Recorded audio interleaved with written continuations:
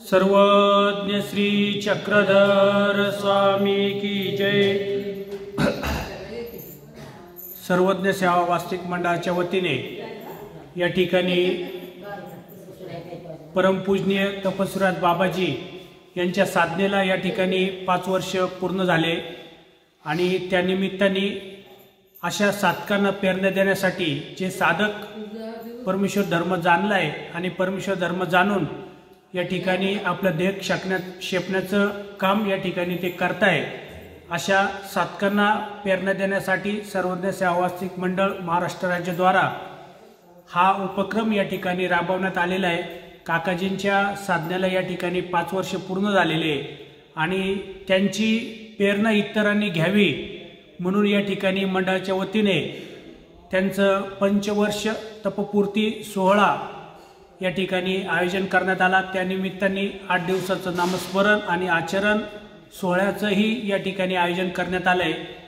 कारण काकाजींना 5 वर्ष झाले, 5 वर्षापासून ते या जंगलामध्ये राहतात, भिक्षा मागतात, झाडाखाली दिवसभर आपलं स्मरण चिंतन नामस्मरण करतात आणि अत्यंत शरीरा त्यांना त्रास देत असताना सुद्धा, कारण आपल्याला सगळ्यांना माहिती आहे ते आजारी असताना सुद्धा शरीरात भयंकर वेदना होत असताना सुद्धा त्यांचा हट्ट एकच आहे की माझा शेवट जो व्हावा तो ह्या ढोऱ्या डोंगरात व्हावा। कारण परमेश्वराची साधना आचरत असताना परमेश्वराच्या प्राप्तीला जाण्यासाठी आपल्याला सकाळीच आपल्या सत्रामध्ये आपण ऐकलं की जीवाला कसा कोणत्या कोणत्या गोष्टीचा त्याग करावा लागतो आणि शेवटी हे देहसुद्धा आपल्याला त्यागावं लागतं। कारण जोपर्यंत आपण हे देह त्यागणार नाही तोपर्यंत आपण परमेश्वराच्या प्राप्तीला जाऊ शकणार नाही। आणि काकाजींनी ती मानसिकता त्यांना बोध झाला तेव्हाच केली होती। त्यानंतर त्यांनी भरपूर अभ्यास केला, भरपूर प्रतिदिनी जिथे जमेल तिथे राहून त्यांनी आपली साधना आचरण्याचा प्रयत्न केला आणि त्याच्यामध्ये सातत्य ठेवलं। त्या सातत्यामुळे आजचा हा क्षण त्यांच्या जीवनात आला। कारण जीवनामध्ये सगळ्यात दुर्मिळ गोष्ट कोणती आहे तर देव सांगतात की माया बहिणी असतात त्या आपल्या मुलाविषयी, आपल्या भावाविषयी, आपल्या पतीविषयी अशी इच्छा करतात व्यक्त की यांनी गाडीत फिरावं, यांनी बंगल्यात राहावं, झोपाळ्यावरती मस्त झोका घ्यावा। ही जे आई बहीण असती यांचं प्रेम सुद्धा आपल्या बापा भावाविषयी नैसर्गिक असतं, तसं देवाचं सुद्धा ह्या जीवाविषयी प्रेम आहे आणि ह्या जीवाविषयी देवाची कशी भाव आहे तर परमेश्वर सांगतात की ह्या जीवानी गहिरी कपाटी काही असेल, म्हणजे अशा ढोऱ्या डोंगरात किंवा अशा डोंगरामध्ये कपारीमध्ये दरी डोंगरामध्ये हा जीव कधी जाईल, या सगळ्या प्रापंचिक गोष्टीपासून तो बाजूला कधी निघेल आणि अशा ठिकाणी येऊन परमेश्वराचं स्मरण चिंतन परमेश्वराची साधना असं कधी करेल। आणि ह्या परमेश्वराच्या वचनाला अनुसरून आजपर्यंत आपल्या धर्मामध्ये कितीतरी साधकांनी अशा ढोऱ्या डोंगरात जाऊन कड्या कपारीत जाऊन आपला देह क्षेपलेला आहे। तर त्यांच्याच पावलावर पाऊल ठेवून या ठिकाणी परमपूजनीय तपस्वीराज बाबाजी आहे ते त्यांच्याच पावलावर पाऊल ठेवून या ठिकाणी आले, ते साधना करताय आणि ह्या मंडळाचा पहिल्यापासून ध्येय धोरण राहिलेले आहे। जे जीव परमेश्वराची भक्ती आचरतात त्यांना अधिकाधिक पुढे जाण्यासाठी, त्यांना सहाय्य करणं, त्यांना अनुसरण्यासाठी त्यांना मदत करणं, त्यांच्या अडीअडचणीला उभं राहणं, थोडक्यात सांगायचं म्हणजे सेवा देणं, हे गेल्या 15 वर्षापासून सर्वज्ञ सेवा वास्तविक मंडळाच्या वतीने परमपूजनीय भाईदेवमुनी बाबाजी यांच्या प्रेरणेने सर्व नामधारक उपदेशी आणि सर्व आमचा जो काही महानुभाव परिवार आहे त्याच्यामध्ये छोट्यातल्या छोट्या वयापासून तर मोठ्यातल्या मोठ्या वयापर्यंतचे दत्तभाऊ सारखे तुमच्यासारखे आपण सर्वांनी या मंडळाशी जोडले गेले आणि ह्या साधू संतांना आपण सेवा देत आहे। ही सेवा अशीच आपली वाढत जावं, ईश्वर प्राप्तीपर्यंत ही सेवा आपल्याला घेऊन गेली पाहिजे अशा भावनेने निर्हेतुक दृष्टीने हे मंडळ तर सेवा करतंय आणि आपण सगळ्यांनी ही अशा पद्धतीने सेवा करावी। कारण परमेश्वराने दास्यमोचक सांगितलेलं आहे। आज आपलं भाग्य नाही आहे की पूर्वी जसे जे साधक होते तसे साधक आपल्याला लाभतील आणि त्यांचं आपल्याला घडेल, पण आज जेही साधक आपल्याला भेटत आहे ते सुद्धा फार दुर्मिळ होणार आहे। कारण जसं जसं काळ पुढे जाणार आहे तसं तसं देव सांगतात देव दुर्लभ नाही, देवाला आठवणारे दुर्लभ होणार आहे। म्हणून आपल्यासाठी एखादा नामधारक जरी भेटला तो सुद्धा आपल्यासाठी फार मोलाचा आहे, फार महत्त्वाचा आहे. कारण या जगामध्ये देव दुर्लभ नाही आहे, देवाला आठवणारा दुर्लभ आहे. म्हणून एखादा पंचनामी व्यक्ती जरी तुम्हाला भेटला, साधा नामधारक असला, तरी आपल्याला आपल्यासाठी त्याचं खूप मोल आहे. कारण त्याच्या मुखामध्ये परमेश्वराचं नाम आहे. आज आपण या सत्रामध्ये तोच विषय घेणार आहे की नामस्मरण आणि परमेश्वराचं नाम हे आपल्याला काय काय फायदा देऊन जातं. तर असे दुर्लभ ज्या गोष्टी आहे, म्हणून नामधारक जरी असला त्याच्याशी आपण सौजन्याने वागणं, प्रेमाने वागणं, आपुलकीने वागलं. कारण देवाने सांगितले परस्परे परमप्रीती कीजिए, एकमेकांविषयी प्रेम दाखवा. मग ते काय फक्त साधू संतांविषयी दाखवलं पाहिजे का?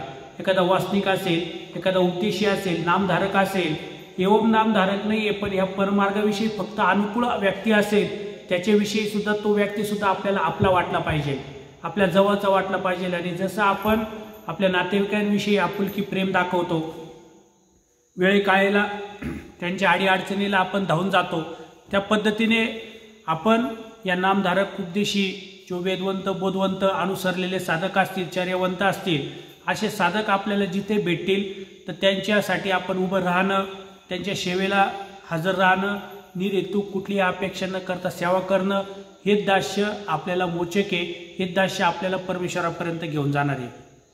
आजचा या सत्रातला माझा विषय नामस्मरण. कारण मी सकाळी तुम्हाला सांगितलं की परमेश्वराने सांगितलंय की त्याग करा, आणि मी त्याग कसा करायचा, का करायचा, कशासाठी करायचा सकाळच्या सत्रामध्ये मी तुमच्याशी बोललेलो आहे. पण आता अशा एखादा साधक आहे ज्यांनी सगळ्या गोष्टीचा त्याग केला, त्यांनी स्वदेशाचा त्याग केला, त्यांनी स्वग्रामाचा त्याग केला, त्यांनी आपल्या संबंधियांचा त्याग केला, आणि त्याग केल्यानंतर देवाने सांगितल्याप्रमाणे तो देशाच्या शेवटी गेला आणि देशाच्या शेवटी जाऊन तो राहू लागला. मग तिथे त्यांनी रिक्त राहावं का, बसून राहावं का, किंवा येणाऱ्या जाणाऱ्यांचं तोंड पाहावं का, किंवा येणाऱ्या जाणाऱ्यांशी गप्पा माराव्या का, किंवा येणाऱ्या जाणाऱ्यांची विचारपूस करत बसावी का, किंवा त्यांना काही कामात मदत करत बसावी का? कारण देशाच्या शेवटी गेला, सगळं त्यागले, आता तो त्याला कोणी ओळखत नाही, तो कोणाला ओळखत नाही, आता तो पूर्णपणे रिकामा झालाय, त्याला कुठलाही लोड नाहीये. मग त्यांनी त्याचे जे काही दिवसभरातले 24 तास आहे त्यांनी कशा प्रकारे घालवले पाहिजे. तर मी ज्या ह्या गोष्टी सांगितल्या, ह्या गोष्टी करण्यामध्ये त्यांनी ते आपलं वेळ, आपलं आयुष्य घालवावं का? तर देव सांगतात असं त्यांनी करू नये. ज्या साधकाने त्याग केलेला आहे आणि त्याग करून तो देशाच्या शेवटी गेलेला आहे, त्यांनी तिथं देवाने सांगितलं आहे की हे देखील तैसे आठविजे. परमेश्वर सांगतात की परमेश्वराला तुम्ही जसं पाहिलंय, आता आपण पाहिलेलं आहे का? पाहिलेलं नाहीये. पण जरी पाहिलेलं नाहीये तर ऐकलेलं आपण आहे, आपण वाचलेलं आहे, आपण कुठेतरी समजून घेतलेलं आहे. मग जो ऐकलेलं आहे, पाहिलेलं आहे, वाचलेलं आहे, त्या वाचलेल्या परमेश्वराला, समजून ऐकून घेतलेल्या परमेश्वराला, त्याचं काही तत्वज्ञान असेल, त्याच्या काही लीळा असेल, त्याचं काही ज्ञान असेल, ते ज्ञानाचं आपण स्मरण चिंतन त्या ठिकाणी जाऊन त्या ठिकाणी बसून आपण केलं पाहिजे. नाहीतर आता तुम्ही देशाच्या शेवटी केले, सगळ्यांचा त्याग केला, मुलं बाळं सोडले, कामधंदे सोडले, तुम्ही रिकामे झाले ना. आणि जेव्हा आपण रिकाम होतो, जेव्हा साधनेत आपण अडकत नाही, तेव्हा उलट आपल्याला अधिक त्रास होतो. मग त्यावेळेस तुम्हाला विकाराचा त्रास होणार, तुम्हाला विकल्पाचा त्रास होणार, तुम्हाला तुमच्या अष्ट स्वभावांचा त्रास होणार.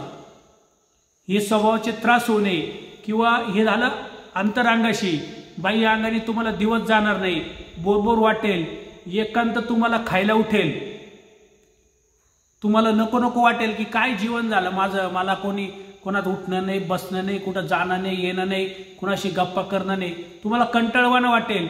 आणि पुढे जाऊन तुम्हाला त्या गोष्टीचा पश्चाताप होईल की मी कशाला अनुसरलो, मी कशाला साधू झालो, मी कशाला देशाच्या शेवटी आलो, मी कशाला त्याग केला. हा पश्चाताप होऊ नये, ह्या अडचणी आपल्या जीवनात येऊ नये, त्याच्यासाठी पुढचं ज्ञान आपल्याला माहिती असलं पाहिजे. नाहीतर आपण सगळं त्याग करून गेलोय आणि पुढे काय करावं हेच माहिती नाहीये, तिथं जाऊन मग आपल्याला त्रास होणारच आहे. कारण जेव्हा माणूस एकांतात जातो, या जीवाचं जेव्हा आपण चिंतन करू, हा जीव एकटा कधीच कुठं राहू शकत नाही. आणि आपण जेव्हा जंगलात जाणार तेव्हा आपण एकटं राहू शकत नाही. पण जेव्हा तुम्ही जंगलात जाल आणि देवाने सांगितले हे देखील तैसे आठवीचे, देवाला जसं तुम्ही पाहिलं आहे तसं जर तुम्ही त्यांना आठवण्याचा प्रयत्न केला, त्याचा नामोच्चार केला, त्याचं मनामध्ये त्याच्या लीळेचं चिंतन केलं, स्मरण केलं, त्याची आठवण केली, त्याचं ज्ञान कोणी भेटलं त्याला तुम्ही सांगत राहिले, तर तुमचा जो वेळ आहे तो कुठलाही त्रास न होता, तुम्हाला कुठला त्रास वाटणार नाही. अत्यंत प्रसन्नतेने, अत्यंत आनंदाने तुमचा तो दिवस जाईल. पण जर तुम्ही यापैकी काही केलं नाही तर तुम्हाला त्रास होऊ शकतो, अडचणी येऊ शकतात, प्रॉब्लेम होऊ शकतो. आज समाजामध्ये मी कितीतरी साधू संत बघतो ज्यांनी त्याग केलाय, देव मिळवण्यासाठी घराच्या बाहेर निघाले, पण त्याग केल्यानंतर त्यांच्या समोर जे ध्येय आहे, कारण देवाने सांगितलेलं ध्येय हे देखील त्याचे आठवीचे, ते करत नाहीये. ते आठवण्यामध्ये त्यांचं मन रमत नाहीये. त्यांना विकार त्रास देतो, त्यांना स्वभाव त्रास देतात, त्यांचा विकल्प त्यांना त्रास देतो, त्यांना एकांतात बसून देत नाही. मग हे देखील त्याचे आठवीचे. देवाला जसं पाहिलंय तसं आठवायचं सोडून आपल्याला स्मरण होत नाही, चिंतन होत नाही, एकांतात जाणं होत नाही. आणि त्याग तर केलेला आहे, आणि त्याग केल्यानंतरून मग ते समाजात येतात. आता समाजात आल्यानंतरून समाजात राहायचं म्हटलं, समाजात उठायचं बसायचं म्हटलं तर 2 पैशाची, द्रव्याची गरज पडते.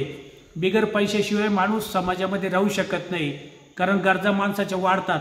इकडे जंगलात राहिलं तर गरजा खूप कमी आहे. सकाळी जेव्हा मी घरात उठतो तेव्हा मला उठल्यानंतरून लगेच गरम पाणी लागतं.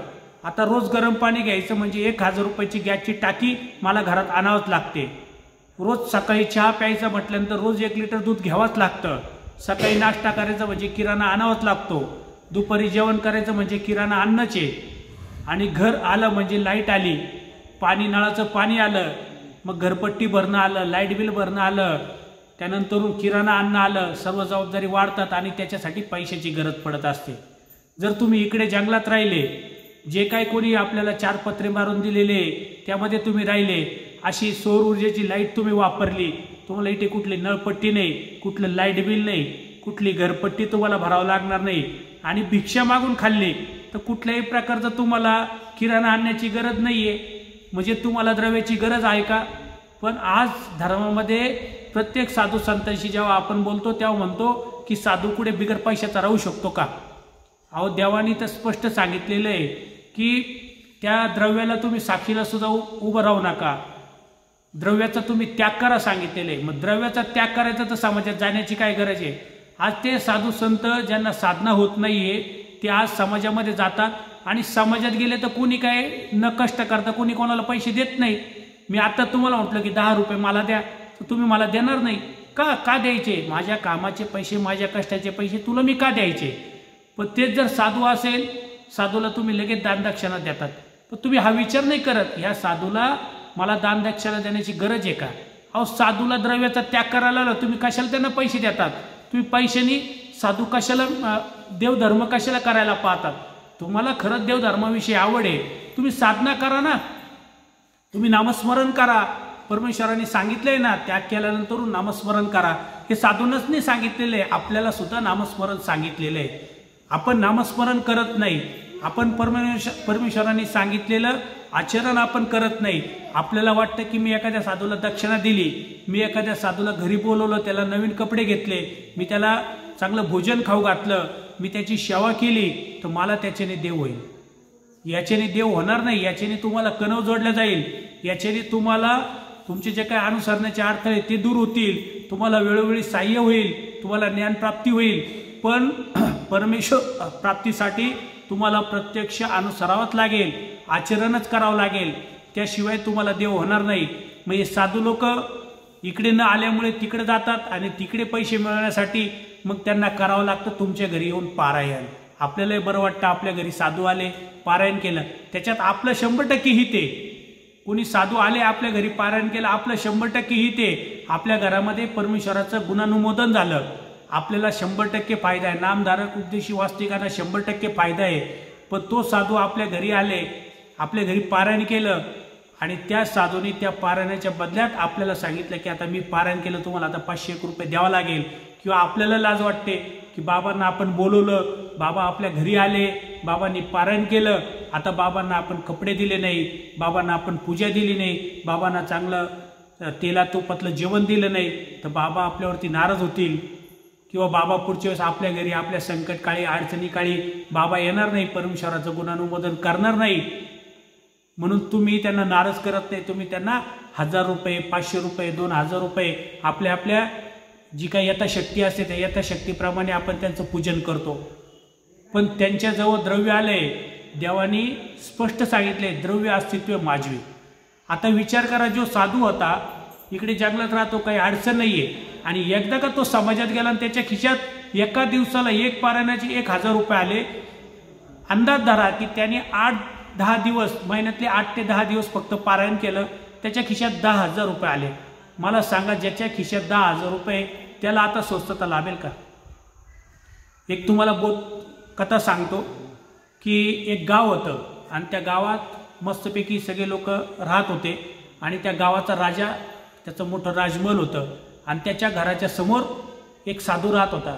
आता गाव आहे, गावात लोक राहत आहे, गाव भरपूर मोठं, सगळ्या सुखसुविधा, पण कोणाच्या चेहऱ्यावरती तेज नव्हतं. कारण प्रपंचात राहणाऱ्याला काही ना काही अडचण असतेच, कारण प्रपंच देवाने अस्थिर सांगितलेला आहे, दुःखरूप सांगितलेलं आहे, पापमूळ सांगितलेलं आहे. जे अस्थिर प्रपंच आहे, जो दुःखमूळ आहे, जो पापाचं मूळ आहे, अशा प्रपंचात जो व्यक्ती राहत असेल त्याला कुठून स्वस्तता लाभणार आहे? त्याच्या चेहऱ्यावरती कुठून प्रसन्नता येणार आहे? म्हणून त्या दुःखामध्ये राहणाऱ्या, त्या अशा प्रपंचात राहणारे लोकांचे चेहरे सतत पडलेले. तो राजा आहे, आता लोकांचं सोडा, आता लोकांचं ठीक आहे, पण राजा आहे, राजाचा चेहरा तर खुश पाहिजे की नाही? कारण त्याच्या राजाच्या दिमतीला काय काय असतं तुम्हाला सांगायची गरज नाही.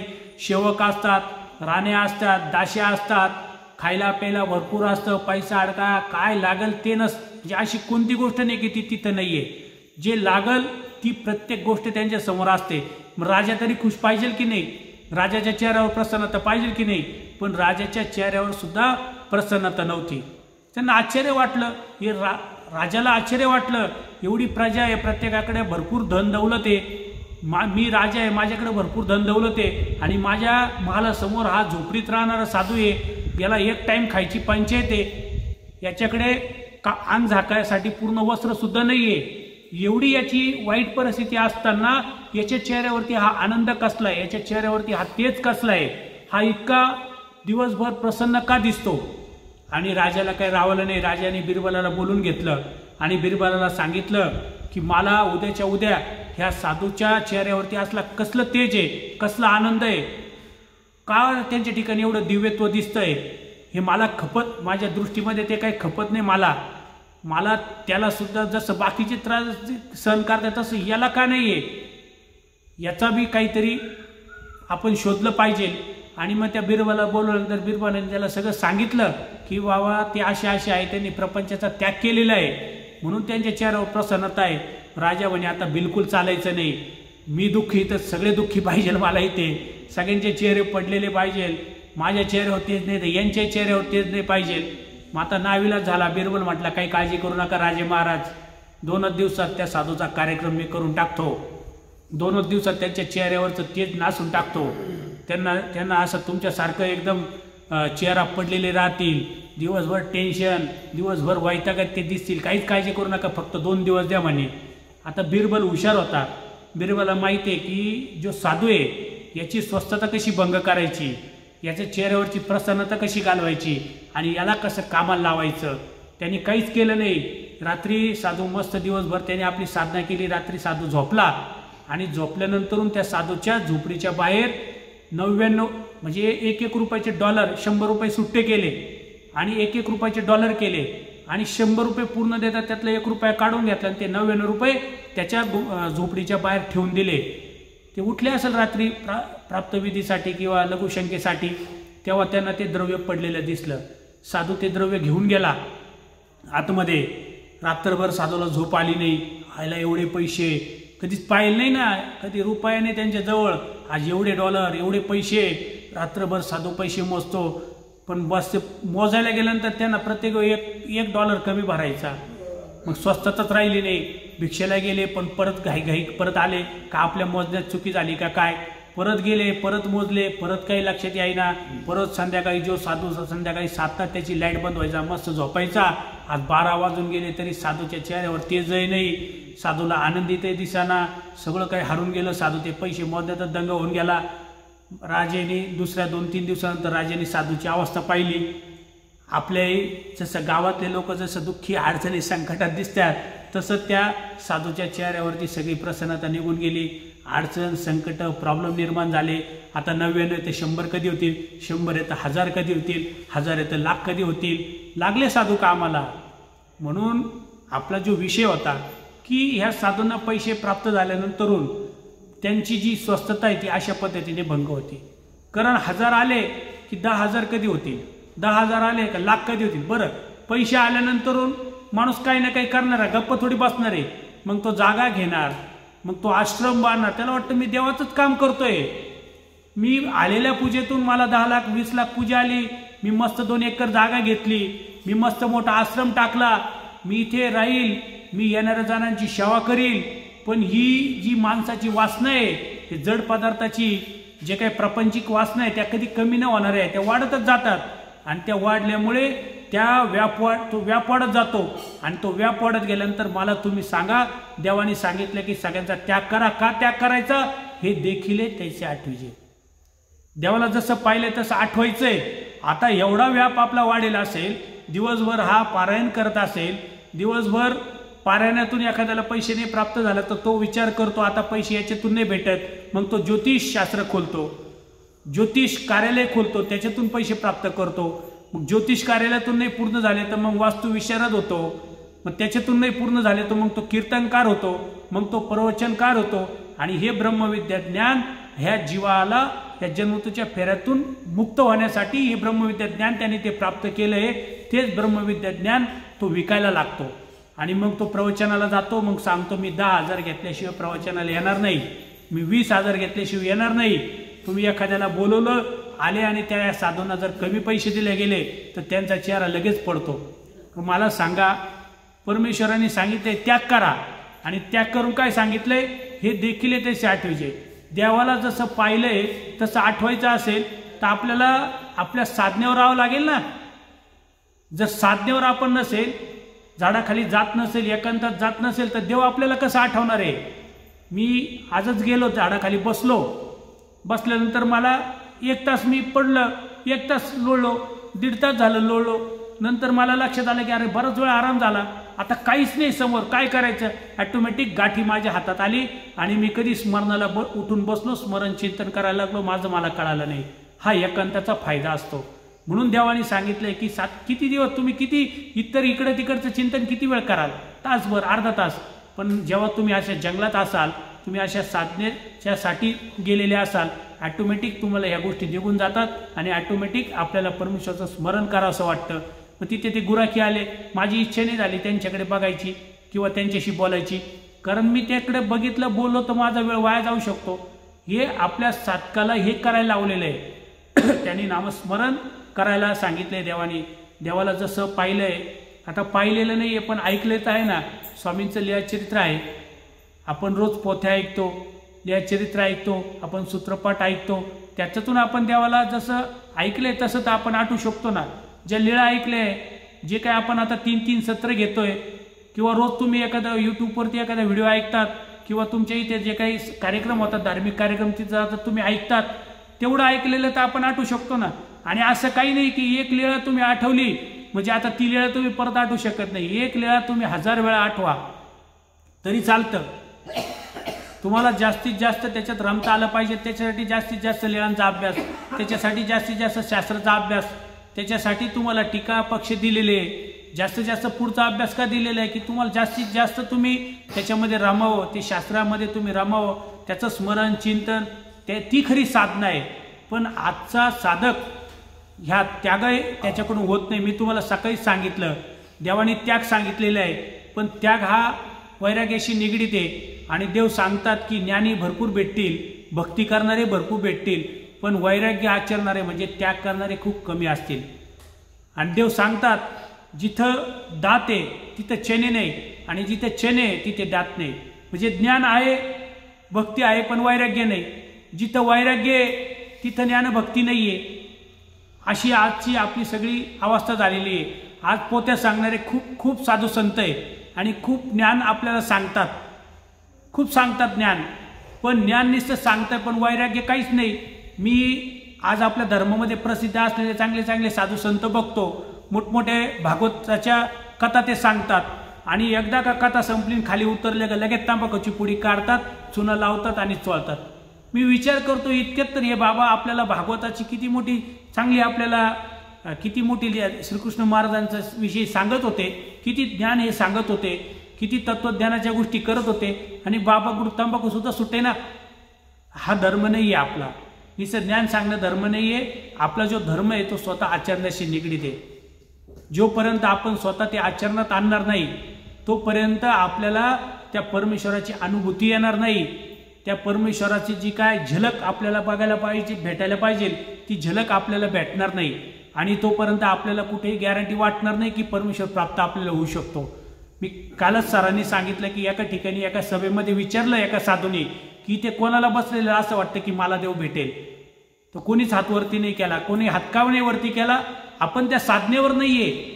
ज्या दिवशी तुम्ही त्या साधनेवर असाल, देवाने सांगितलेल्या वचनाचं तुम्ही परिपूर्ण आचरण करत असाल, त्या दिवशी तुम्ही ठोकून सांगाल की मला देव भेटणार आहे. कारण कोणाला देव भेटणार आहे? आता हे तुम्ही बसलेले इथे किंवा मी इथे बसलेलो आहे, तुम्ही माझ्याविषयी सांगू शकत नाही, मी तुमच्याविषयी सांगू शकत नाही, पण देवाला माहिती आहे की कोण माझ्या प्राप्तीला येणार आहे. आणि जो स्वतः असतो म्हणजे मी स्वतः आहे, मला स्वतःला माहिती आहे का मी खरंच परमेश्वर प्राप्तीला जाऊ शकतो का.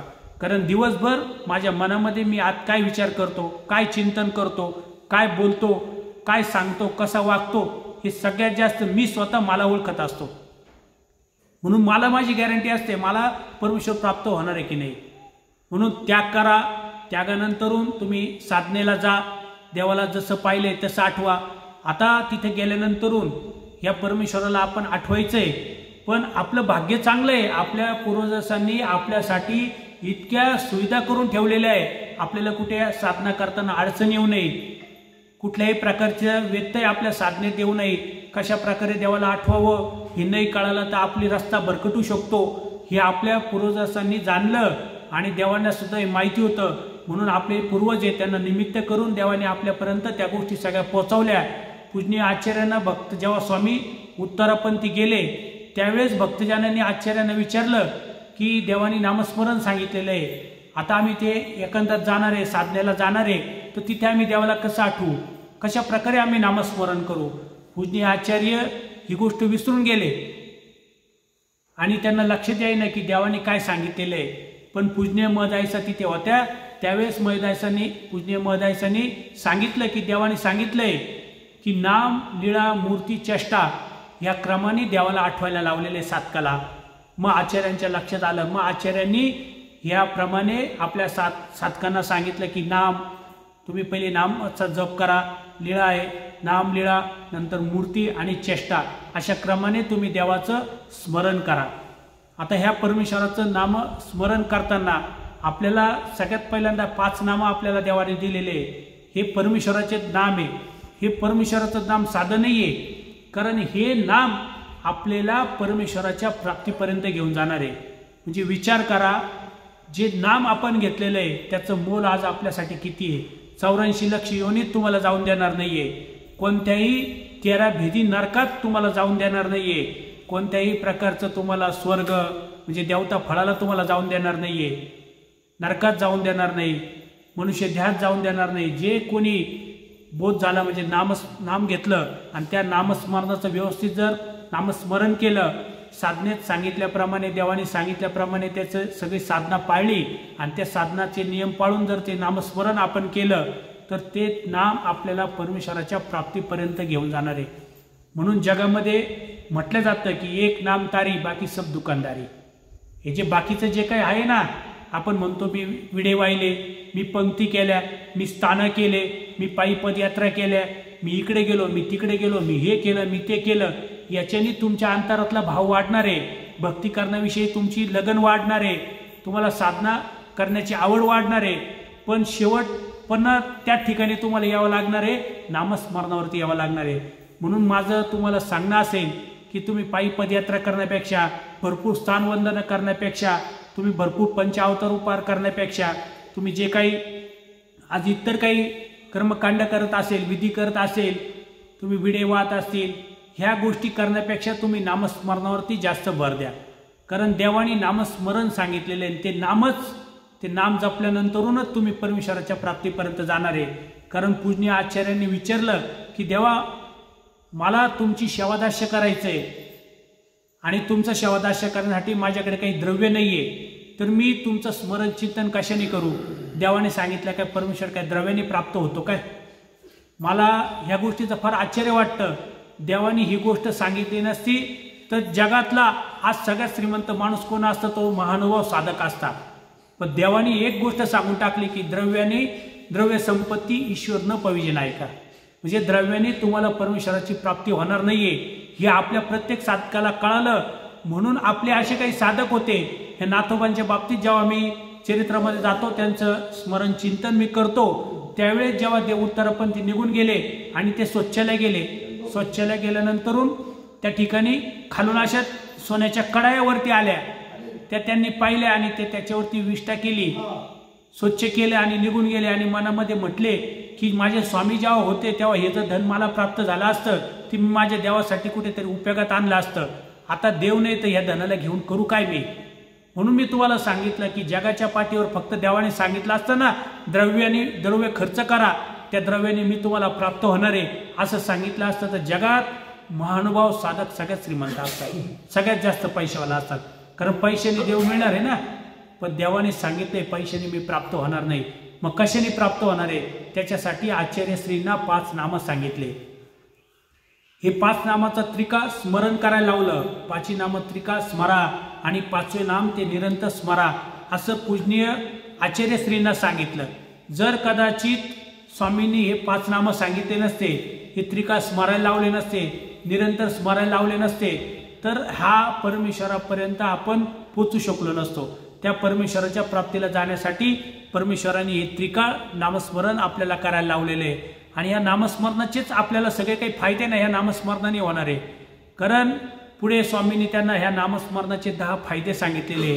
नामाने आपल्याला वेद होणार आहे, नामाने आपल्याला बोध होणार आहे, नामानेच आपलं अनुसरण होणार आहे, नामानेच आपलं पडतं आकाश धरल्या जाणार आहे, नामाने वाजत वारा धरल्या जाणार आहे, नामाने आपलं काही जे काही अडचणी संकट आलेले असतील ते काही साह्य आपल्याला पाहिजे असेल ते साह्य आपल्याला नामस्मरणाने होणार आहे।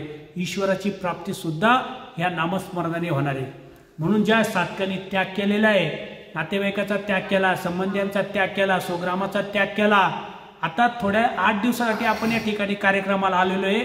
8 दिवसासाठी आपण स्वदेशाचा त्याग केलेला आहे, आपण स्वग्रामाचा संबंधियांचा त्याग केलेला आहे। मग इथे रिकामे राहू नका, रिकामं फिरू नका, रिकामं बसू नका, उठता बसता देवाचं नाव घ्या, झोपताना देवाचं नाव घ्या, चालताना देवाचं नाव घ्या, जेवताना देवाचं नाव घ्या। कारण नामस्मरण ही साधना आपल्याला देवाने सांगितलेली आहे। सगळ्यात मोठी साधना परमेश्वर प्राप्तीपर्यंत पोहोचण्याची साधना आपल्याला देवाने सांगितलेली आहे। सतत सतत स्वतःला आठवण द्या, विसरत राहतो हा जीवाचा स्वभाव विसरणं। चांगले पदार्थ आपल्या समोर आले की आपण देवाला विसरतो, आवडीचा व्यक्ती आपल्या समोर आला का आपण देवाला विसरतो, देवा व्यतिरिक्त काही दुसरं काही दिसलं बघितलं का आपण देवाला विसरतो। तर हे मन आहे ना सारखं भरकटत असतं, त्याला प्रत्येक वेळा पकडून त्याला देवाच्या श्री चरणावरती आणा। सतत सतत तुम्ही सातत्याने ह्या गोष्टी कराल, एक दिवस तुमच्या समोर गाडी येऊ द्या तुमचं दुर्लक्ष होणार, बंगला येऊ द्या तुमचं दुर्लक्ष होणार, काय काय गाडी बंगला सोनं नाणं पैसा अडका काय जगातले उपभोगाचे साधने सगळे तुमच्या समोर आले तरी तुम्ही त्याला लातळून देणार। कारण मी तुम्हाला नाथोबांच्या बाबतीत सांगितलं 7 का 8 कड्या धन वरती आलं होतं, पण ते त्याच्यावरती स्वच्छ करून निघून गेले। ज्याला परमेश्वर कळाला आहे, ज्याला परमेश्वर साधना कळाली आणि जो त्या परमेश्वराच्या प्राप्तीच्या वाटेवर आहे त्याला याची गरज नाहीये। त्याला ते सोनं म्हणजे ती विष्ठा आणि सोनं याच्यात त्याला काही फरक वाटला नाही। नाहीतरी आज जे काय आपण सोनं म्हणतोय ते काय वेगळं काही कुठून आकाशातून पडतं का? या जमिनीतच प्रपंचाचा एक तो भाग आहे। आज ज्या सोन्यासाठी लोक एकमेकांचं खून करतात, आज आमच्याकडे शहरामध्ये ह्या ज्या महिला लग्न कार्याला जात असतात गळ्यामध्ये सोन्याच्या चैनी अलंकार घालतात आणि काही भुरटे चोर असतात ते त्यांच्या गळ्यातले अलंकार ओढतात खेचतात आणि त्या झटापटीमध्ये काही महिलांचा जीव सुद्धा जातो। जे चोर आहे ते पळण्याच्या नादात ते त्यांचा ऍक्सिडेंट होतो, त्यांचा सुद्धा जीव जातो। अरे जे काय मातीतलं एक माती आहे ती माती आहे, कारण तो जो काय धातू आहे तो मातीतूनच सापडतो, तो काही असं वेगळा काही कुठून तयार झालेला नाहीये। फक्त त्या धातूचं विशेष काय की त्याची चाकाकी कधी जात नाही आपण त्याला सोनं म्हटलंय म्हणून आपल्याला त्याची किंमत आहे। तुम्ही मागे आता नोटबंदी झाली, त्या नोटबंदी होण्याच्या पहिले 500ची नोट पाहिली, 1000ची नोट आपण पाहिली, 100ची पाहिली, 200ची पाहिली, पण त्याच नोटांची एका दिवसात नरेंद्र मोदीजी साहेबांनी नोटबंदी केली, त्या नोटा पूर्णपणे बंद केल्या। लोकांनी अक्षरशः वळामध्ये कोणी फेकल्या, कोणी नाल्यामध्ये फेकल्या। कालपर्यंत ज्या कागदाला किती मोल होतं, नंतर जेव्हा ती नोटबंदी झाली त्या कागदाला काही किंमत राहिली का? आणि उद्या नरेंद्र मोदी साहेबांनी सांगितले की आजपासून हे सोनं नाही, लोखंड हे सोनं, लोखंड हे सोनं, त्या सोन्याला काहीच किंमत राहणार नाही। तुमच्या घरात किती किलो सोनं आहे, प्रत्येक जण लोखंडाच्या मागे पडेल। काय कायदा होईल, काय नियम निघेल, काय बदल होईल, त्या बदलानुसार हे चालत राहतं। ही सृष्टीची व्यवस्था आहे, आपण ती व्यवस्था निर्माण केलेली आहे, त्या व्यवस्थेनुसार हे चालत राहतं। आपल्यासाठी त्या सोन्याचं काही महत्त्व नाहीये, अलंकाराचं महत्त्व नाही, गाडी बंगल्याचं महत्त्व नाही। आपल्यासाठी कोणाचं महत्त्व आहे तर नामस्मरण करणाऱ्याचं महत्त्व आहे। स्वतः आपण नामस्मरण केलं त्याचं आपल्यासाठी महत्त्व आहे, कारण देवाने सांगितले त्याग करा, त्यागानंतर नामस्मरण करा, त्या नामाने मी तुम्हाला प्राप्त होणार आहे। देवाने दुसरा कोणताही उपाय सांगितलेला नाही, पण आपण इतरच उपाय शोधत बसतो। शॉर्टकट मार्गाने मला कसा देव प्राप्त होईल, मी एखाद्या साधूची सेवा केली तर मला काय लगेच देव प्राप्त होईल का? 100% होईल, पण त्याच्यासाठी तुम्हाला पुढची स्टेज प्राप्त करावं लागेल ना। नुसतं पहिलीत गेलं तर तुम्ही कलेक्टर नाही होणार, 10वीत गेले तर कलेक्टर नाही होणार, ग्रॅज्युएशनला गेले तरी कलेक्टर नाही होणार। तुम्हाला त्या स्टेज असतात, त्या स्टेज पार करावं लागणार आहे। ही साधू संतांची सेवा करणं, अन्नदान करणं, स्थान करणं, हे एक एक भाग आहे। हे सगळे आपल्याला करायचे, पण हे करताना मुख्य साधनाचं, आपल्या मुख्य साधनाकडे आपलं दुर्लक्ष झालेलं आहे। आज आपल्याला पहाटे 3ला उठून नामस्मरण फार अवघड वाटतं, पण जेव्हा हे त्याचं आपण चिंतन करू, स्मरण करू, आठवण करू, तेव्हा आपल्यासाठी ते सोपं होणार आहे।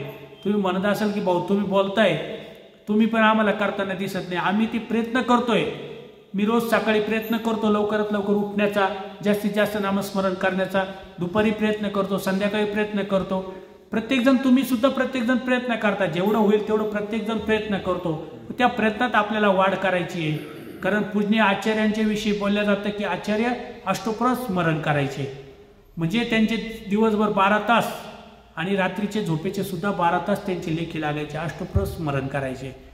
आणि कोणाचे तर परमेश्वराचं स्मरण करायचे। आपल्याला त्या उंचीवरती जायचंय, ती वासना ठेवायची की देवा जसं बटोबासांना अष्टोपर स्मरण घडलं तसं मलाही घडावं। आपण वासना तर करू शकतो ना, प्रयत्न करू शकतो ना।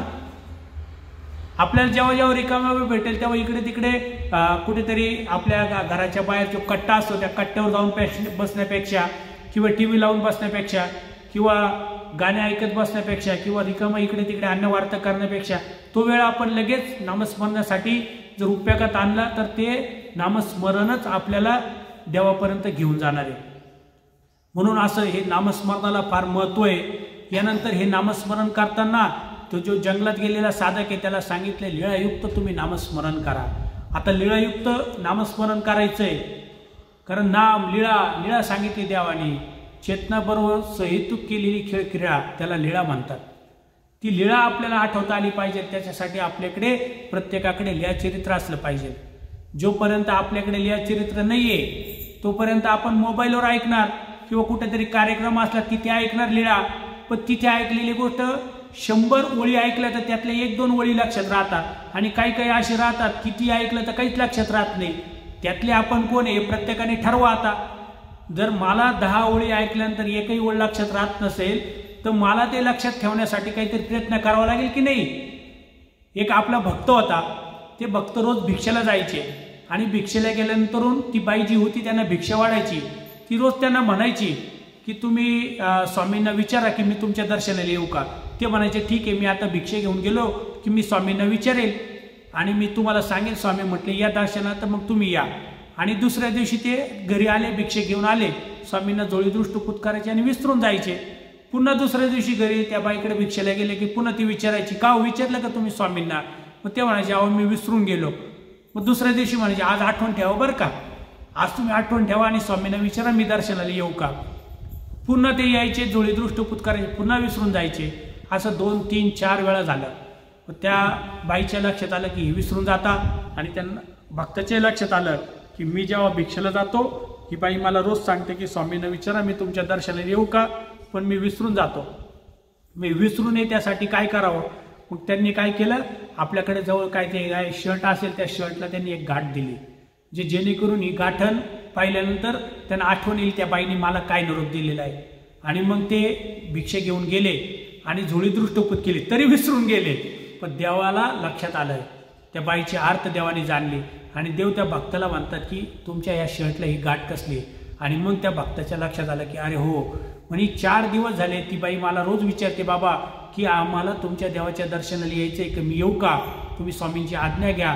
आणि मी रोज यायचो, तुम्हाला जोडे दृष्टपूत करायचो आणि मला वाटायचं मी आता तुम्हाला विचारेल, पण मी इथं आलो की विसरून जायचो. मग देवाला त्या भक्ताने विचारलं की बाबा मी त्या बाईला तुमच्या दर्शनाला घेऊन येऊ का. देवाने सांगितलं घेऊन या, काही हरकत नाहीये. मग ती बाई देवाच्या दर्शनाला आली. ती बाई जी आली होती ना देवाच्या दर्शनाला, ती विषयाच्या चाड्याने आली. मग देव बसलेले होते, असं नसतं बाजूला भक्तजन बसले होते. ते भक्त त्या बाईला घेऊन आले. मग त्यांनी देवाला सांगितलं बाबा ती बाई आली. मग देव जायला लागले.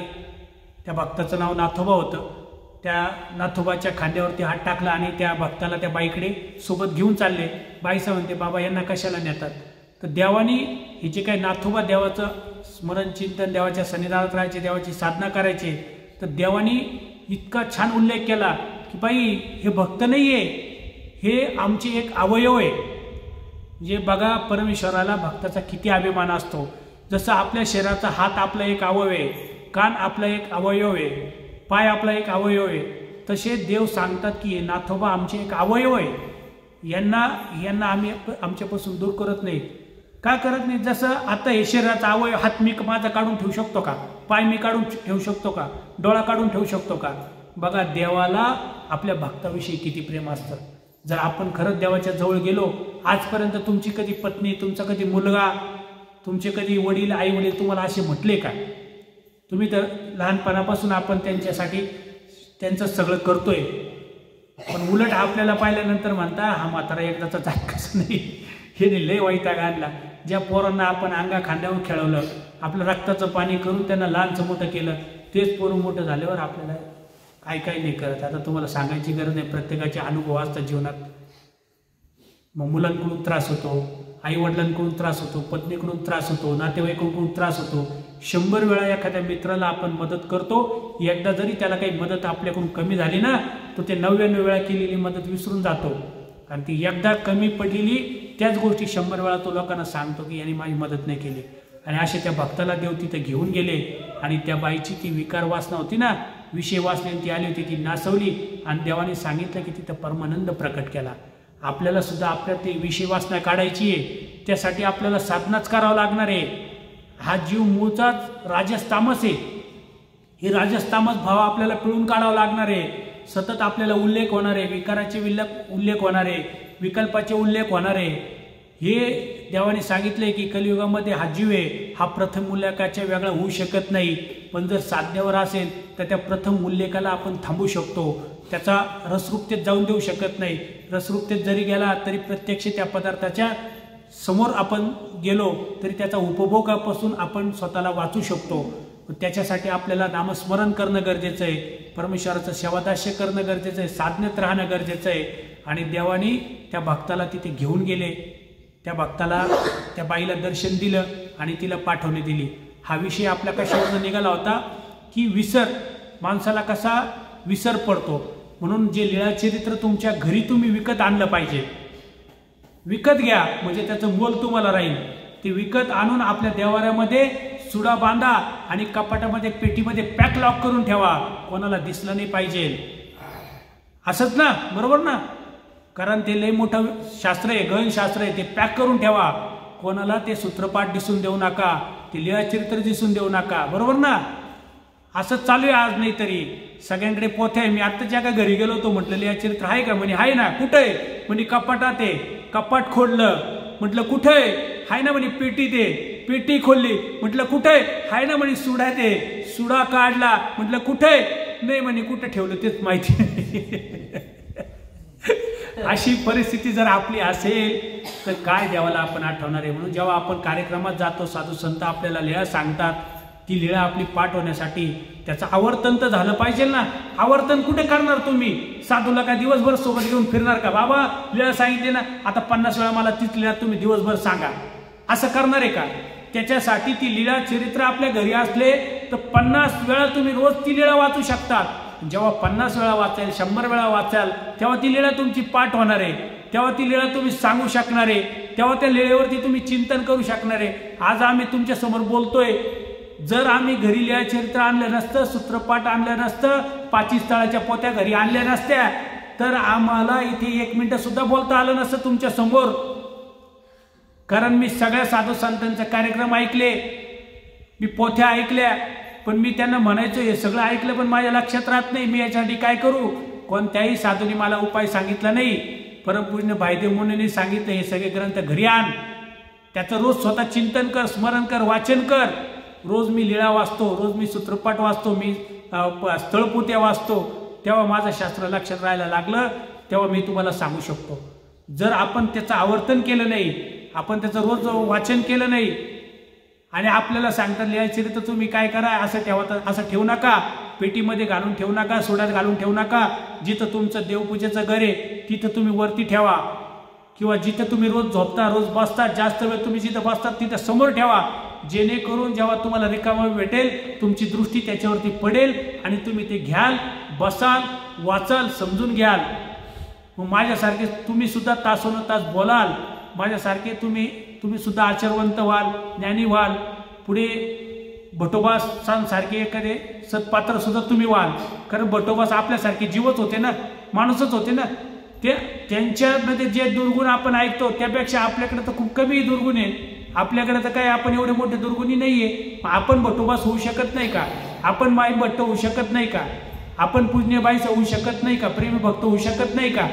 होऊ शकतो. ते सामर्थ्य या जीवामध्ये आहे, म्हणून तर देवाने ही सृष्टी रचली, अवतार घेतला, हे सगळं ब्रह्मविद्या ज्ञान ह्या जीवाला सांगितलं. कारण परमेश्वराच्या प्राप्तीला फक्त जीव जाऊ शकतात. देवतांची संख्या 81,10,10,000 आहे. ह्या ब्रह्मांडामध्ये एवढ्या देवता आहे, पण या देवता सुद्धा परमेश्वराच्या प्राप्तीला जाऊ शकत नाही. त्याच्या ठिकाणी ज्ञान आहे, सुख आहे, सामर्थ्य, ऐश्वर्य, पंचप्रकार आहे, पण त्या देवता परमेश्वराच्या प्राप्तीला जाऊ शकत नाही. परमेश्वराच्या प्राप्तीला फक्त जीव जाऊ शकतो आणि म्हणून परमेश्वराने या जीवाला निवडलेले आहे. पण आपली दृष्टी त्याच्यावर जात नाही, आपली वासनाच कधी तशी होत नाही. ती वासना होण्यासाठी, ती दृष्टी तिथे जाण्यासाठी तुम्हाला नामस्मरणच करावं लागेल. नामस्मरणाने तुम्हाला आवडी वाढणार आहे, तुम्हाला गोडी वाढणार आहे. तुम्हाला शास्त्र वाचणं हे सुद्धा एक नामस्मरण आहे, शास्त्र सांगणं हे सुद्धा एक नामस्मरण आहे, शास्त्राचं चिंतन करणं हे सुद्धा एक नामस्मरण आहे. नाही तर तुम्ही म्हणाल की गाठी घेऊन बसलं म्हणजे स्मरण आहे का? आता मी झाडाखाली बसलेलो होतो, कोणी आला असेल, पाहत असेल, कोणी म्हणत तांगड्यात आणून झोपला इथं, कोणी म्हणत असेल हा पाठ लावून झोपला इथे. अहो माझ्या आत काय चाललंय तुम्ही नाही सांगू शकत, तुमच्या आत काय चाललेलं मी नाही सांगू शकत. ह्या बाई अंगाने माणूस माणसाला ओळखू शकत नाही. त्याचे जोपर्यंत आपण त्याच्या जवळ जात नाही, त्याच्या मनामध्ये चाललेले विचार आपण समजून घेत नाही, त्याच्याशी चर्चा मंथन करत नाही, तोपर्यंत माणसाला माणसाची ओळख होऊ शकत नाही. काका जे आपल्याला दिसतंय, कधी इकडे बसता कधी तिकडे बसता, आपल्याला वाटत असेल काय यांचं उठबस चालू आहे, पण ते त्यांच्या साधनेशी निगडीत आहे. कारण अंतर साधना त्यांनी प्राप्त करून घेतलेली आहे. आता बाई अंगाने टॉयलेटला गेले, बाथरूमला गेले, जेवत राहिले, झोपत राहिले, आपल्याला वाटतं की मस्त खात्याय पित्या झोपताय, पण अहो त्यांच्या अंतरांगात काय चाललेले तुम्ही सांगू शकत नाही, मी सांगू शकत नाही. माझ्या अंतरांगात काय चाललेले तुम्ही सांगू शकत नाही, मला माहिती आहे. म्हणून आपल्या अंतरांगात ते शास्त्र उतरायचं असेल तर आपल्याकडे लीळा चरित्र असणं गरजेचं आहे, सूत्रपाठ असणं गरजेचं आहे, पोथ्या असणं गरजेचं आहे. कारण परत परत आवर्तन कशाने होणार आहे? मी गेल्या 15 वर्षापासून परत हे मी पूर्वी प्रकरण 1000 वेळा ऐकलं. मी लीळा चरित्र माझं 3 वेळा वाचून झालंय. तेव्हा कुठेतरी 4 गोष्टी मला समजायला लागल्या, 4 गोष्टी माझ्या लक्षात राहायला लागल्या. एका दिवसाची साधना नाहीये. आपल्याला जर कोणत्याही गोष्टीमध्ये चॅम्पियन व्हायचं असेल, एखादा खेळाडू असतो, त्याला जेव्हा ऑलिम्पिकमध्ये जायचं असेल तर त्याने काय एका महिन्याच्या प्रॅक्टिसने तो ऑलिम्पिकमध्ये जाईल का?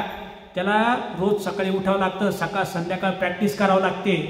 याच आदिवासी पाड्यातून कविता राऊत नावाची एक अत्यंत गरीब ह्या आदिवासी पाड्यातली एक मुलगी, तिला ऑलिम्पिकमध्ये मेडल मिळालं. पण त्याच्यासाठी ती किती वेळ पळायची माहिती आहे का? सकाळी पहाटे 4ला उठायची, 4ला तिची रनिंग सुरू व्हायची, सकाळी 8 वाजेपर्यंत आणि संध्याकाळी 4ला परत प्रॅक्टिस सुरू व्हायची, रात्री 8 वाजेपर्यंत. असं तिने 6 ते 7 वर्ष कंटिन्यू केलं. मी स्वतः तिच्याबरोबर राऊंड मारलेले, पाळलेले. मी विचार करायचो की एकच गोष्ट ही मुलगी सातत्याने कितीतरी दिवस करते. जर एखाद्या खेळामध्ये ऑलिम्पिक पद मिळवायचंय, नाव मिळवायचंय, नाव लौकिक करायचंय, सकाळची 4 तासाची साधना आहे, संध्याकाळची 4 तासाची साधना आहे आणि पळणं आहे, कंटिन्यू रस्त्याने 20-20 किलोमीटर पळायचंय. अहो आपल्याला तर देवाने खूप सोपी साधना सांगितलेली आहे. परत आपल्याला जी काही परमेश्वर प्राप्ती होणार आहे ती नित्य आणि शाश्वत सांगितलेली. जी नित्य आणि शाश्वत आपल्याला भेटणार आहे त्यासाठी जर आपण उठत नसेल, कष्ट करत नसेल, पळत नसेल, धावत नसेल, साधना करत नसेल तर आपल्याला परमेश्वर भेटून काय उपयोग आहे? आपल्याला घराची अडचण, आपल्याला पत्नीचे मुलांचं टेन्शन, आपल्याला पैशाचं सगळं देवाच्या भरोश्यावर टाका, देवाच्या भरोश्यावर सोडून द्या. आता हे भेटले याच्यात आपल्याला पुढे कसं जाता येईल त्याच्यासाठी प्रयत्न करा. हे मी तुम्हाला नाही सांगते, मला सांगतोय. मला सुद्धा त्या साधनेवर जायचंय, माझी सुद्धा ती सुरुवात आहे. मी सुद्धा तो प्रयत्न करतोय की आज बाबाजी या ठिकाणी उपलब्ध होऊ शकले नाही म्हणून ही बाबाजींची सेवा मी घेतलेली आहे. मी बाबाजींनी इतका मोठा नाहीये, मी काकाजींनी इतका मोठा नाही, मी तुमच्या इतका मोठा नाहीये, मी अत्यंत छोटा आहे. पण मी जे काही प्रयत्न केले, आजचं हे जे आपलं सत्र आहे ते डीप जाऊ नये, वाया जाऊ नये म्हणून मला जे काही तुटकं मुटकं, मला जे काही मी साधना माझ्या अभ्यासातून प्राप्त केले ते तुमच्या समोर व्यक्त होण्याचा मी प्रयत्न करतोय. मी काही फार मोठा ज्ञानी नाही, आचारवंत नाही, पण मला ज्ञानी व्हायचंय, मला आचारवंत व्हायचंय, मला पूज्य भटोबास व्हायचंय. मी त्यासाठी प्रयत्न करणार आहे. भले माझे प्रयत्न आज कमी असतील, जसं जसं दिवस पुढे जातील मी ते प्रयत्न वाढवणार आहे आणि मला ईश्वराची प्राप्ती करून घ्यायची, हेच माझं ध्येय आहे. तर आपल्या सगळ्यांचं ध्येय ते असावं, परमेश्वर प्राप्ती असावी. त्यासाठी परमेश्वरांनी लीळायुक्त नामस्मरण आपल्याला करायला लावलेले आहे. त्यासाठी तुम्हाला मी उपाय दिलेला आहे. पोथ्या आणा, घरात ठेवा, त्याला सुडे घालू नका, त्या ओपन ठेवा. सकाळ दुपार संध्याकाळ जेव्हा जेव्हा रिकामा वेळ भेटेल त्याचं वाचन करा, त्याचं मनन करा, चिंतन करा. यानंतरून आपल्याला मूर्ती पण देवाने आठवायला लावलेली आहे. आता तुम्ही म्हणाल की देवाला आम्ही पाहिलंच नाही तर मूर्ती आम्ही कशी आठवणार आहे? कारण लांब निळा मूर्ती चेष्टा असं आपल्याला स्मरण सांगितलेलं आहे ना. तर मूर्ती आठवण्यासाठी तुम्हाला कुठे जायची गरज नाहीये. तुम्हाला कोणी असं एखादा आता आहे ना सिरियल झाली त्याच्यामध्ये एक हिरोला स्वामी श्री चक्रधर बनवलं. आपण ती सिरियल का बंद पडली की माणूस हा आपल्याला आठवायचा नाहीये. आपल्याला त्या लीळा चरित्रामध्ये देवाच्या प्रत्येक अवयवाच्या लीळा झालेल्या आहेत. त्या देवाच्या अवयवाच्या लीळा आठवणं ते भावना स्मरण त्याला म्हणतात. त्या भावनेने आपल्याला देवाची ती श्रीचरणाची असेल, श्रीकाराची असेल, श्रीमूर्तीची ती प्रतिकृती आपल्याला काल्पनिक आपल्या मनामध्ये तयार करायची आहे. की आता स्वामी पश्चात उठल्यानंतरून जेव्हा बाईचा कवड फेडायची आणि भटोबास निद्रिस्त असायचे, स्वामी आपला श्रीचरण त्यांच्या वृक्षस्थळावरती द्यायचे. आता ही लीळा जेव्हा तुम्ही आठवणार आहे, आता आपण सकाळी आपण जे पूजा अवसर घेतला त्याच्यामध्ये हे वाचलं आपण. ह्या कल्पनेत आपल्याला जायचंय की कसे भटोबा झोपलेले असतील, कसा स्वामींचा श्रीचरण अत्यंत सुंदर असेल, कसा स्वामी त्या भक्ताच्या श्री वृक्षस्थळावरती आपलं श्रीचरण ठेवला असेल, काय स्पर्श पूज्य भटोबासांना काय जाणवलं असेल, हे कल्पनेत जायचंय.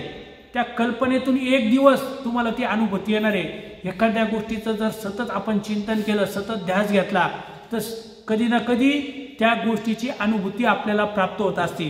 ही उच्च लेवलची गोष्ट आहे, पण साधनेने ते सगळं काही शक्य आहे. साधना करावं लागेल, त्याच्यासाठी रोज उठावं लागेल, अश्रू डोळ्यातून काढावं लागेल, देवाकडे दुःख करावं लागेल. देवा त्या पूज्य भटोबासांना जो अनुभव दिला, आपल्या श्रीचरणाचा स्पर्शाचा अनुभव दिला, तो अनुभव तुम्ही मला कधी देणार आहे? एक दिवस 100% परमेश्वर तुम्हाला तो अनुभव देणार आहे. पण त्याच्यासाठी साधना करावं लागणार आहे, त्याच्यासाठी स्मरण करावं लागणार आहे, त्याच्यासाठी देवाने सांगितलेल्या पद्धतीने आपल्याला चालावं लागणार आहे. त्यानंतरून या श्रीचरणापासून आपल्या लीळा चालू होतात. आपल्या पूर्वजांनी आपल्यासाठी खूप सोपं केलेलं आहे. मूर्ती प्रकरणच आपल्यासाठी सेपरेट केलेले आहे. ती मूर्ती प्रकरण म्हणजे लीळा चरित्राचे, यातल्या प्रत्येक अवयवाच्या लीळा त्यांनी वेगळ्या केल्या. मग श्रीचरणाच्या असतील, श्रीचरणाच्या नखाच्या असतील, त्यानंतरून पोटऱ्याची लीळा असेल, गुडघ्यांची लीळा असेल. आपल्या भाषेत सांगायचं म्हणजे, कारण देवाच्या ह्या शब्दांना आपण असं पोटरे, गुडघे, हात असं म्हणू नये. श्रीकर, श्रीचरण असंच उर्ध शब्दाने बोलावं. पण तुम्हाला समजण्यासाठी तुमच्या भाषेत सांगतोय की ह्या ज्या काय अवयवांच्या लीळा असेल, मग वृक्षस्थळाच्या असेल, भाळप्रदेशाच्या असेल, त्यानंतरून आपल्या श्रीकाराच्या असतील, ह्या सगळ्या लीळा आपल्याला या चरित्रात आलेल्या आहे. त्या क्रमाने तुम्ही लीळा आठवू शकतात आणि हळूहळू ती मूर्ती तुम्ही तुमच्या हृदयात, त्या तुमच्या परमेश्वराची मूर्ती, आपली मूर्ती, ही मूर्ती फक्त तुमच्यासाठी आहे. इतरांना तुम्ही त्याचा अनुभूती करून देऊ शकत नाही. आपल्या हृदयात आपल्याला ती मूर्ती साठवायची आहे. ती मूर्ती साठवून त्या पद्धतीने त्या परमेश्वराचं आपल्याला नामस्मरण करायचं आहे. ती मूर्तीचा ध्यास घ्यायचा आहे. देवाकडे प्रार्थना करायची की अशी श्रीमूर्ती मला प्राप्त हो, त्या श्रीमूर्तीचं मला दर्शन हो, ते परमेश्वर मला प्राप्त हो, असा ध्यास घ्यायचा आहे. त्यानंतर चेष्टा आहे. निर्जीव गोष्टीबरोबर परमेश्वर सहत्युक जे काही खेळ क्रीडा करतात त्याला चेष्टा म्हणतात. तर त्यामध्ये दगड ओटे गोटे असेल, हे जे पूजनीय सारंग पंडित होते त्यांची जी मुलगी होती धानाईसा, त्या धानाईसासोबत देवानी तो कवड्यांचा खेळ केलेला आहे. त्या कवड्या देव म्हणायची या, आणि त्या कवड्या उडून यायच्या देवाकडे. निर्जीव गोष्ट सुद्धा देवाकडे वेधल्या जायची, एवढं अफाट सामर्थ्य परमेश्वराच्या ठिकाणी आहे. निर्जीव गोष्ट, आपण तर चेतन आहे. पूजनीय जेव्हा आपले जे काय बायसांचे बाचे होते मार्तंड, जेव्हा देवाचं त्यांना बोटाला लागलं आणि त्या बोटाला बांधण्यासाठी चिंदी पाहिजे होती, म्हणून देवाची जी काही पडदणी होती ती पडदणीच गेले आणि फाटली. तर त्या पडदणीतून असा जाळ निघायला लागला आणि त्यांना एक वेगळा आनंद स्थिती झाली. म्हणजे जड वस्तू आहे पण तिच्यात सुद्धा सामर्थ्य येतं. परमेश्वराचा स्पर्श झाला तर जडामध्ये सुद्धा सामर्थ्य येतं. आपण तर चेतन आहोत. आपल्याला परमेश्वराने बोध दिलेला आहे, आपल्याला स्पर्श केलेला आहे. तुमच्या ठिकाणी किती सामर्थ्य आहे तुम्हाला माहिती नाहीये, कारण देव सांगतात की या शब्द ज्ञानामध्ये या जीवाचं सामर्थ्य परमेश्वर कार्यरत करत नाही. कारण ह्या जीवाचं सामर्थ्याचं कार्य केलं, प्रकट केलं तर तुम्हाला सांगायची गरज नाही. आपल्या ठिकाणी थोडं जरी सामर्थ्य आलं तर आपण काय करू शकतो, एका क्षणात आपण होतचे नव्हते होऊ शकतो. पूजनीय आचार्यावरती देव प्रसन्न झाले. बाईसाला देव म्हणतात की बाई ह्या आचार्याने मी काय एक देऊ नाही. देव म्हणतात, बाईसा म्हणते द्या बाबा काय द्यायचं दे. पण देव म्हणतात की जीव एका क्षणामध्ये असं काही कर्म करून टाकल का अनंत जन्म ते निस्तरता येणार नाही, की निस्तरू शकत नाही. म्हणून देव आपल्या शब्दज्ञानामध्ये आपलं सामर्थ्य कुठलं कार्यरत ठेवत नाही. पूजनीय भांडारेकरांच्या बाबतीत बघा, देवाच्या सन्निधानात होते, जेव्हा ते भिक्षेला गेले आणि त्या देवता खांब पाडत होते, ती शाळा पाडत होते, त्यांना दिसलं ते सामर्थ्य कार्यात आलं. आणि पुढे तुम्हाला सांगायची गरज नाही काय झालं. जेव्हा पूजनीय भांडारेकर गावात गेले, लोकांनी त्यांचं सामर्थ्य पाहिलं तर लोक भजन पूजन करायला लागले. आणि त्या भजन पूजन केल्यामुळे ते भजन पूजन करून ती भिक्षे घेऊन जेव्हा देवाकडे आले, देवाने सांगितलं तुम्हाला हे जर पाहिजे असेल, हे भजन पूजन जर पाहिजे असेल तर आम्ही भेटणार नाही, आणि आम्ही पाहिजे असेल तर तुम्हाला हे भजन पूजन भेटणार नाही. म्हणून आपण कुठल्याही साधू झाल्यानंतर कुठल्याही भजना पूजनाची अपेक्षा करू नका. कुठल्याही आज जे काही साधू संत स्वतःचं काही भजन पूजन करताय, स्वतःचा त्रिकाळ अवसर करताय, मी त्यांना म्हणणार नाही करू नका. ज्यांना करायचं त्यांनी करा. ज्यांच्यामध्ये त्यांना वाटत असेल की आम्ही त्या योग्यतेचे, आमचं त्रिकाळ पूजा अवसर करणं इतकं, आमचं भजन पूजा करणं इतकं आम्ही योग्य आहोत असं ज्यांना वाटत असेल त्यांनी जरूर करा. पण देवाने सांगितलेले ते कराल तर हे भेटणार नाही. म्हणजे मानपान पाहिजे असेल, पूजा पाती तुम्हाला पाहिजे असेल तर तुम्हाला देव भेटणार नाही. आणि देव पाहिजे असेल तर ते मानपान आणि भजन पूजन तुम्हाला भेटणार नाही. ह्या डोंगरामध्ये ज्या तपस्विनी आई साधना करायच्या, इथं तुम्ही बसलेले, तुम्ही सगळे साक्षीला आहे, त्यांची जर कोणी पैशाने पूजा केली तर ते पैसे फाडून टाकायचे. डिगू भाऊ इथे बसलेले, त्यांना माहिती आहे की नाही अनुभव, का त्यांना देव पाहिजे होता. ज्याला देव पाहिजे त्याला पैशाची त्याच्यासाठी काही किंमत नाही. माझ्या समोर मी स्वतः डोळ्यांनी पाहिलं, त्यांनी पैसे पाडून फेकून दिले. कारण त्या पैशाचं त्यांच्यासाठी मोल नाहीये, फक्त त्यांच्यासाठी जेवणाचं मोल आहे. जेवणाचं मोल का, की 2 टाइम पोटामध्ये जर अन्न गेलं तर शरीर चालतं, नाही तर त्या अन्नाची सुद्धा त्यांना अपेक्षा नसते. जो खरा साधक असतो त्याला ना खाण्याची अपेक्षा आहे ना पैशाची अपेक्षा आहे, त्याला मोल हे परमेश्वर प्राप्तीचं मोल आहे. म्हणून त्यांनी कधी स्वतःचं नाव सांगितलं नाही, स्वतःचं गाव सांगितलं नाही, इथे राहिले, कधी कोणाकडून पूजा करून घेतली नाही, कुठलीही पूजा त्यांनी घेतली नाही. कुठल्याही प्रकारचं आपली काही स्तुती व्हावी, लोकांना माहिती व्हावं. कधी इथे कोणी उपदेशी नामधारक वासनिक आले किंवा साधू संत आले तर त्या लपून बसायच्या. काय लोकांना काय करायचं, लोकांना भेटून काय करायचं, लोकांना भेटून आपल्याला काय आपली स्वतःची काही कीर्ती मिरवायची का. उलट त्या जंगलामध्ये निघून जायच्या, भेट देत नव्हत्या. एखादा भाग्यवंत असेल त्या जीवाची त्यांची भेट व्हायची. हा खरा परमेश्वराचा साधक आहे, अशी साधना आपल्याला या ठिकाणी करायची आहे। त्यासाठी आपण ह्या कार्यक्रमाचं ठिकाण आपलं हे ढोरे डोंगर निवडलेलं आहे। या ढोरे डोंगरात येऊन आपल्याला ते अनुभव घ्यायचे की आपले साधक इथे कसे आले असेल। आणि आता आपले जे पूर्वज आहे ना, त्यांचं तुम्ही जीवनपट पाल तर त्यांची कधी कुठे अष्टांग पूजा झालेली नाही। आज आपल्या धर्मामध्ये या अष्टांग पूजेचं स्तोम माजलेलं आहे। अहो, ज्याची योग्यता नाही तो सुद्धा लगेच पूजा करायला लागतो। स्वतःचे काही ते आपल्याकडे आता आलेले पोयत्याचे कार्यक्रम करून घ्यायला लागतो, स्वतःची मिरवणूक काढतो, हत्तीवर मिरवणूक काढतो, कोणी हेलिकॉप्टरने पुष्पवृत्ती करतो, पुष्पवर्तन पाडतोय। हे काय चाललेलं आहे? कशासाठी हा एवढा व्यर्थ खर्च? तुम्हाला खूपच तळमळ आहे। तो खर्च तुम्ही काही योग्य ठिकाणी वापरा, धर्माच्या सेवेसाठी वापरा। आज धर्मामध्ये कितीतरी गोष्टींची कमतरता आहे। 1650 स्थानं आपण सांगतो, कितीतरी स्थानांच्या ठिकाणी कुठे टॉयलेट बाथरूम नाहीये, कुठे भक्त निवास नाहीये, नामधारक उपदेशित तयार व्हा त्यासाठी ग्रंथालय नाहीये, वाचनालय नाहीये। आणि आज आपण प्रत्येकजण फक्त स्वतःचे आश्रम मोठे करण्यामागे लागलेलो आहे, स्वतःच्या गाड्या मोठ्या करण्यामागे लागलेलो आहे, स्वतःची प्रॉपर्टी आपण वाढवण्याला लागलेलो आहे। हे भेटणार आहे, 100% भेटणार। कारण ज्या वासनेने तुम्ही इथं आलेले, ज्या वासनेने तुम्ही उठाल बसाल कार्य कराल ते तुम्हाला देव पुरवणार आहे। तुम्हाला गाडी बंगला पाहिजे घ्या, पण ज्यांनी गाडी बंगला आश्रम वाढवलं त्याला देव भेटू शकत नाही। आणि ज्यांनी हे सगळं त्यागलं त्याला 100% देव भेटणार आहे। आणि त्यासाठी आपल्याला ही साधना करायची आहे। पुढचे भरपूर बोलण्यासारखं आहे। वेळेचा आपल्याला बंधन आहे, त्या वेळेच्या बंधनानुसार आता 1 तास झाले। तुम्ही म्हटले अजून थोडंसं बोला तर बोलू शकतो, तुमची तयारी असेल तर बोलतो, नाही तर आपण या ठिकाणी थांबू। बोलायचं तर अशा किती वेळ बोलू अजून? बस ना, आता 1 तास झाला। पुढे संध्याकाळी परत एक सत्र होणार आहे, त्यावेळेस आपण बोलू। सर्वज्ञ श्री चक्रधर स्वामी की जय। बोलताना काही चुकलं असेल तर तुम्ही माझ्यापेक्षा सर्व ज्येष्ठ श्रेष्ठ आहात, मला क्षमा करा। माझ्याकडून काही शास्त्र सांगताना लिहा सांगताना चुकी झाली असेल तर मी तुमच्या सगळ्यांची क्षमा मागतो आणि थांबतो। दंडवत प्रणाम। जय श्री चक्रधर।